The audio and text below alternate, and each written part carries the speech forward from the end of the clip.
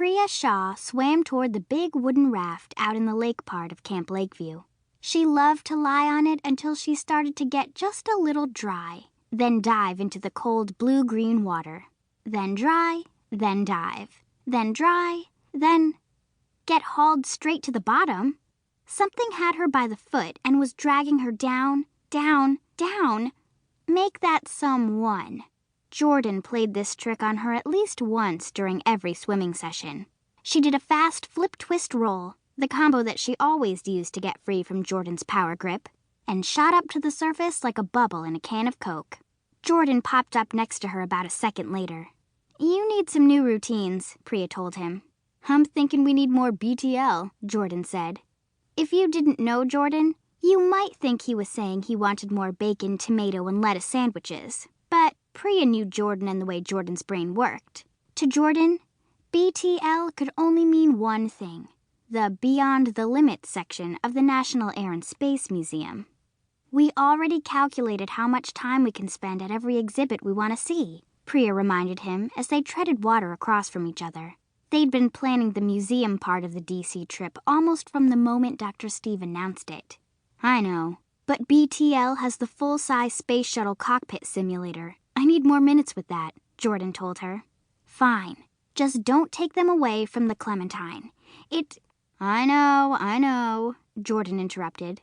"The lunar exploration vehicle that went from drawing board to space in 2 years. Jordan knew how her brain worked, too. "But Priya," he continued, "I'm telling you, that doesn't mean that you can make one in your garage." Priya splashed him with one hand, using the other one to keep treading water. "Can I just say, duh?" "I know how you think," Jordan insisted. "Someday I'll come over and it will be like that scene in E.T. You'll have a fork and a phone and a bunch of other garbage, and you'll be trying to put yourself in orbit." Priya lowered her mouth into the water and shot a stream at him. "The Clementine was unmanned." "Fish poop in that water, you know," Jordan informed her. "So we're both swimming in fish poop," Priya answered. Jordan stared at her for a second, a disgusted expression crawling over his face. Then he cracked up. "I see you and the boyfriend found a new place for a private conversation," Gabby commented as the 4 Sea-Girls headed back to their bunk after swimming. Priya rolled her eyes. She knew Gabby just called Jordan her boyfriend because Gabby knew that it drove her bonkers. But she couldn't stop herself from exclaiming, "For probably the 500th time, Jordan is my friend. Period. Friend. Nothing before it. Friend. Friend. Got it, Gabby?" Gabby raised her eyebrows. "Okay. You and that boy who is your friend seem to have an awful lot to talk about today. And it didn't seem like you wanted anyone else listening in, since you were talking while treading water away from everybody. Yeah, that's why you two climbed to the top of that tree the other day, right?" Grace teased. "So you'd have privacy to tell each other how much you love each other?" "Don't be stupid," Priya said, but she smiled. At least Grace was just being goofy, not trying to start trouble, which was what Gabby seemed to live for.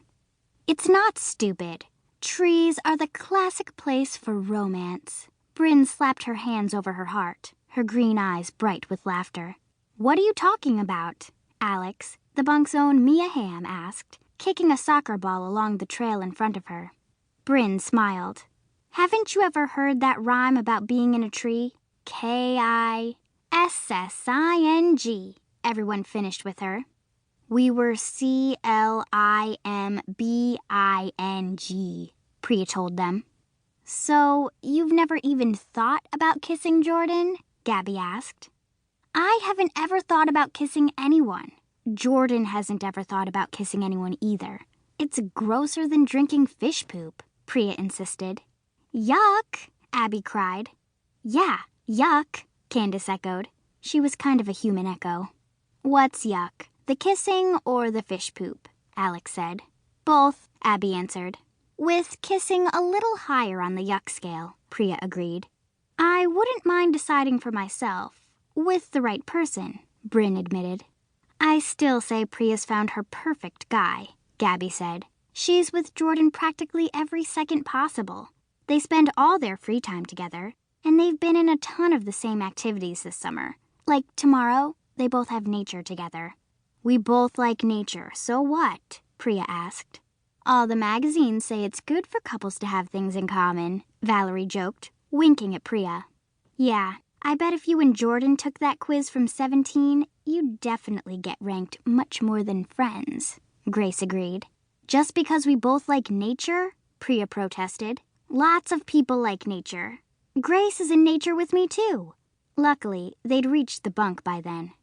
I call for a shower, Priya shouted, ending the conversation.